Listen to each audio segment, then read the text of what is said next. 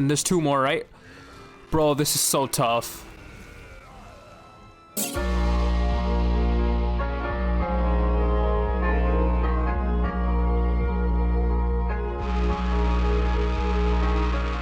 Yo, what's going on, guys? So this is going to be Ousama ranking episode 9, and I've been hearing some crazy things about this episode. It makes sense because last week we got so much build up with all the different subplots, the one behind King Boss. Come to find out that apparently Bojji is the strongest person in the world, according to the mirror on the wall. It's clear that there's a lot of dormant powers residing within him.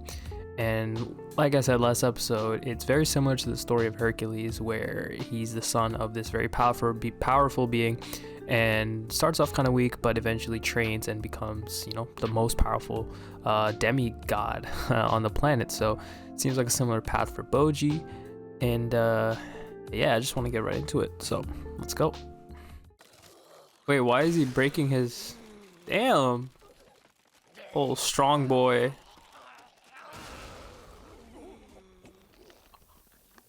Bro, what? He's compressing wood into nothing? A diamond?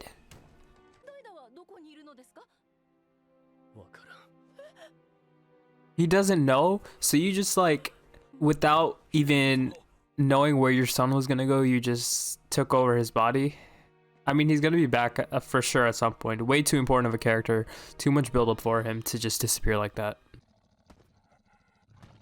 Why the hell does this guy... And this guy's like the strongest one, right? Why does he have to fight these beasts? I don't understand. Are the beasts after the queen? Oh, this dude got demoted? That's so tragic. Imagine getting demoted and then going bald. That's crazy. Yoink. Easy clap, dude. Get the fuck out of there.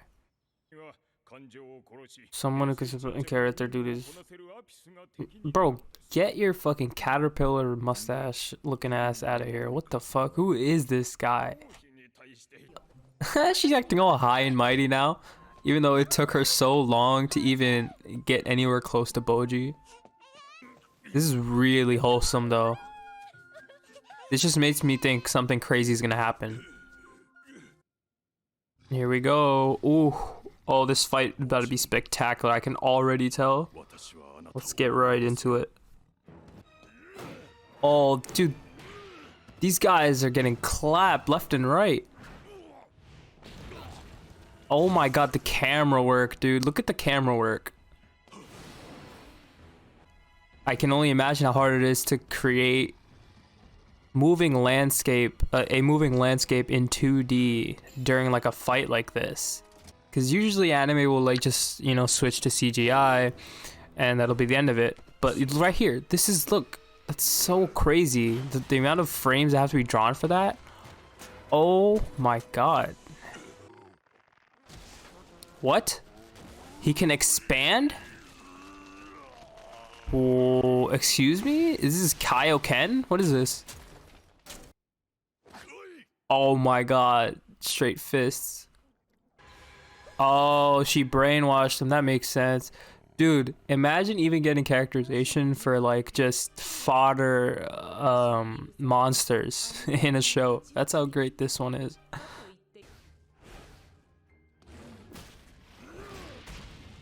Oh, dude, this guy's so tough, bro. Oh, hit him. Oh. This guy is so diesel. Oh no. Oh no, they got him. Oh no, dude. I have a set loose to go after healing. I allowed it. What is wrong with this king, bro? Okay, this king is not a good guy, dude. I'm not rocking with him. Oh. Snap it. Snap his neck. Oh, there it is. Yes. And there's two more, right? Bro, this is so tough. Yo. Oh my god. That's a suplex from the gods, bro. Sometimes when an anime just shows you just amazing fights, all you can do is laugh and just marvel at what they're giving you. You would not expect from this type of animation, or art style rather, that you would get this type of animation. But when you think about it, it actually works perfectly because it's so like free forming and cartoonish that they can have a little bit of leeway when it comes to showing fluidity in fights, and you can clearly see it. Oh, this is so creepy. So it seems like King Bosse is in love with the mirror, essentially, and he put her in a doll. This is disgusting, dude. Oh, she healed him. That's what's up, yo. That could have went so south, dude. If he died right there, then the queen would have died too, right? Oh, there he is. Obviously he was alive. He's just stuck in his own mind right now. Oh my god. My guy's going through it, bro. He's it's not looking too good for him. That's what I want to know too, bro. We need some answers. Again, no Kage and Bojji this episode. That is actually insane. I gotta talk about this after, how this anime is able to give us episodes without the main characters and still grab our attention. Oh, she's gonna get clapped right here, isn't she? If the dude can send monsters after you while you're sleeping, he'll kill you on the spot too. Wait, she can hear him? How the hell can she hear him? But he isn't anywhere but inside his own body, right? What do you mean that's where you are? No shit. Okay, I could have told you that, bro. What do you mean? I could have told you that he's probably inside his body. What are you gonna do? It's all a mental thing. Whoa. Yeah, don't do that. You do that, you're gonna get fucking executed in the public square, man. Yeah, and it's also his body. Did she forget that? Yo, she is desperate, bro. Oh my god. Well, that was kind of necessary. I'm only going with the flow myself. Okay, so this guy doesn't have his own plan. All he knows is that Bojji is the strongest person somehow, and he's trying to come up with some sort of way to counter that. I don't know. Yes, turn against the goddamn mirror, bro. Dude, the like I said before, man, Daida's voice actor plays so many different characters. It's actually insane. Eren Yeager, I can't get it out of my head. And he's whining a lot like Eren did in season 1. What'd he say? Wait, I missed that. What'd he say? Hold on, go back. He's thinking about Bojji, and then he says, could this be what it's like in... Yes. Ooh. Okay, so that was I say this every week, but every episode of this anime just keeps getting better and better. We got another episode, no Kage, no Bojji, and yet they're able to keep our attention the whole time.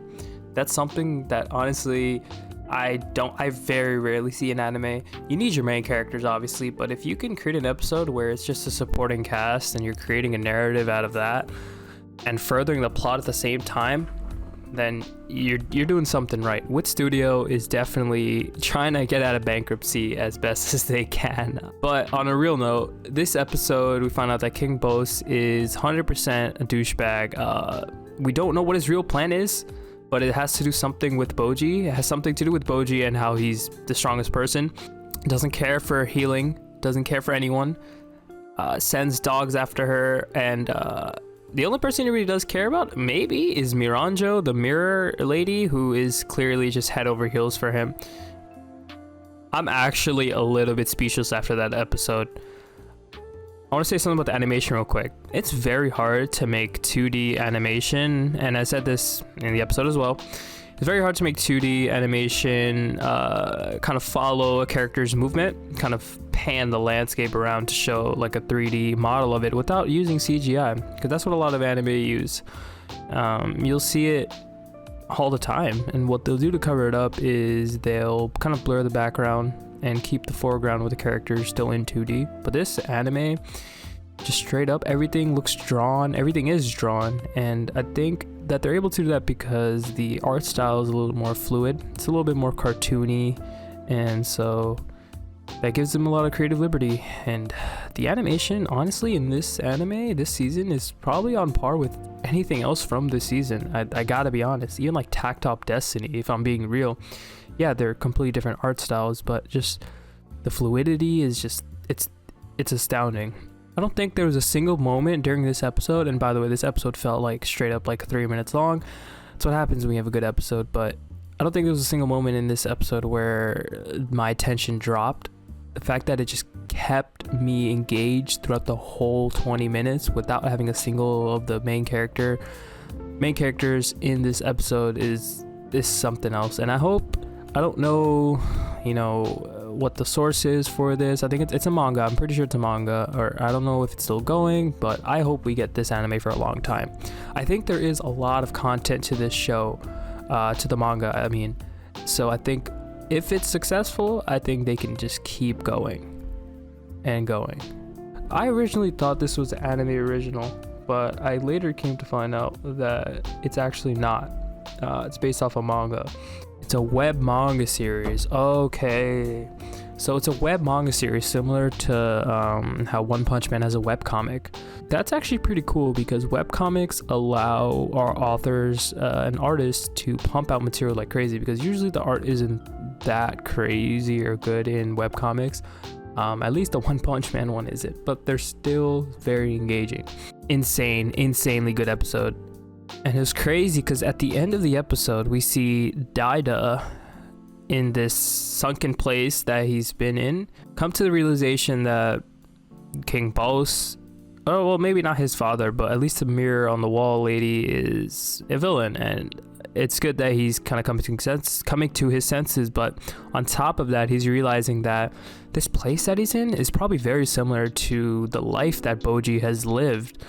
Alone, unable to communicate with anyone, literally. This sunken place that he's in is a visual representation of what went on in Bojji's head throughout his life. It's very interesting to see because this whole time we've only seen Bojji as a very happy-go-lucky kid, but in reality, a lot of what Daida's facing right now with the darkness and the just like the breakdown that he's having is probably what Bojji has felt a lot. We've seen him cry so much, and now getting to see a visual representation of that it's an interesting way to do it. Instead of just showing it from his point of view, showing it from his brother's point of view, because that's also one way now that they're gonna get closer, hopefully. But that's gonna do it for this one though. If you guys enjoyed the video, like, comment, hit that sub button, and I'll catch you guys on the next one. Peace.